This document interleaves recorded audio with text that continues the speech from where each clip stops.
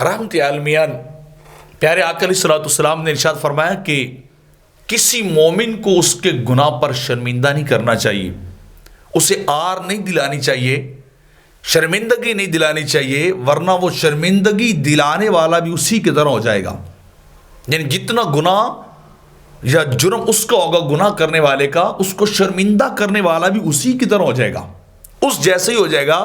اور اللہ پھر اس شرمندگی اور آر دلانے والے کو بھی اس گناہ کے اندر لازماً مبتلا کر دے گا۔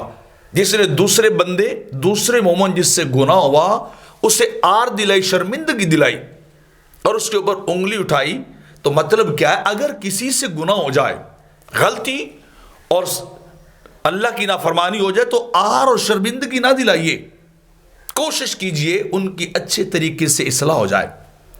انہیں بیٹھ کے علیحدہ تنہائی میں بیٹھ کے سمجھائیے، نہ کہ لوگوں کے اندر ان کے بارے میں گفتگو کرتے پھریے،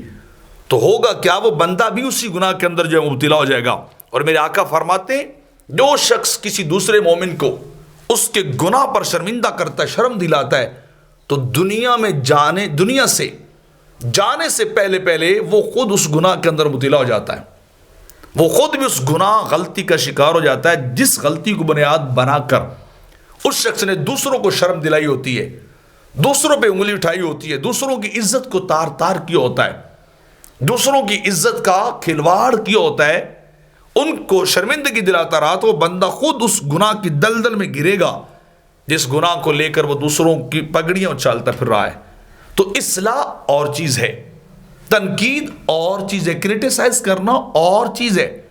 کسی کی عزت سے کھیلنا اور چیز ہے، اور کسی کی اصلاح کرنا اس کا اور طریقہ کار ہے۔ تو لہٰذا اگر گناہ ہو جائے تو اسے